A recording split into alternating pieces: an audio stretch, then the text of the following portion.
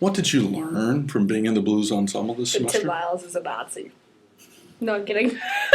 um, I grew up listening to a lot of country music, and it's basically country and blues is the same thing to me. So I've always been inspired by all that kind of blues-ish and music that's derived off of that genre. I don't know. It's very emotionally driven. I mean, the form's simplistic, so you can kind of focus on the actual feeling of the music rather than some complicated chord form or whatever. Well, as a blues vocalist, there wasn't really a lot of challenging parts to the music. It was really repetitive.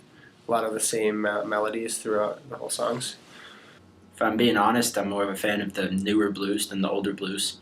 Stuff that's a little bit more filled out. Like? I like Bonamassa a lot. I like Kenny Wayne Shepherd, Stevie Ray Vaughan. Guitar guys, I guess you could say, but along those lines. Shuffles, slow blueses, grooves. If you can't play a shuffle, you're shit. I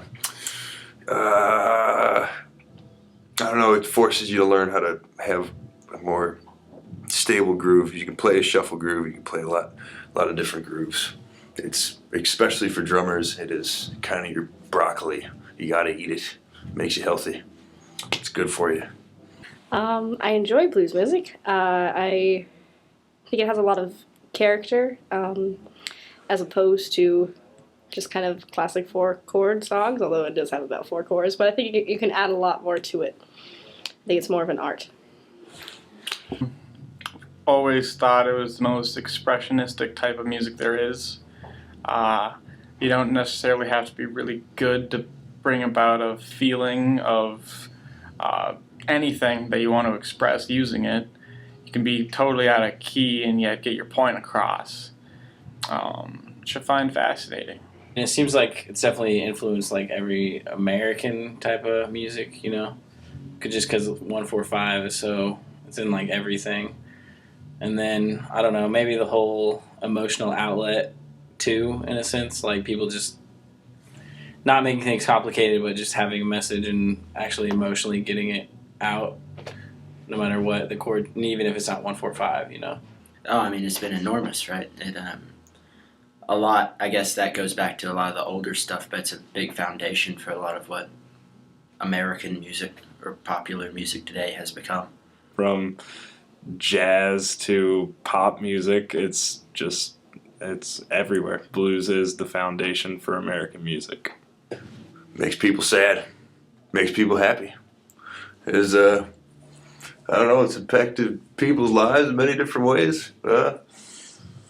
I guess the older you are, the more impact it's had, but you know, it's definitely had a lot of history behind it, you know.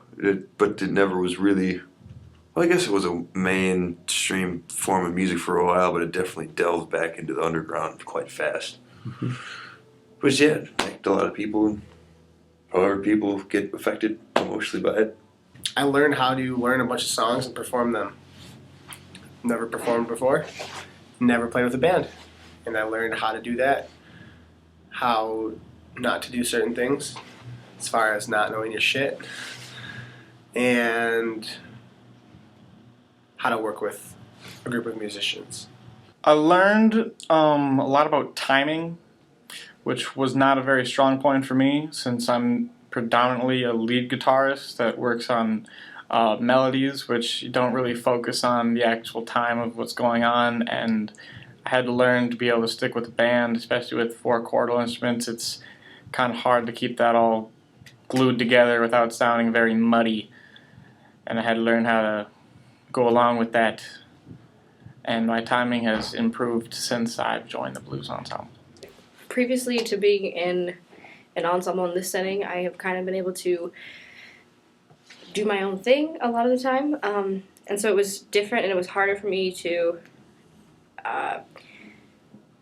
just play exactly what is there. And I think blues is kind of something that you can express yourself a little bit more on, and I felt a lot of the time it was really, really strict.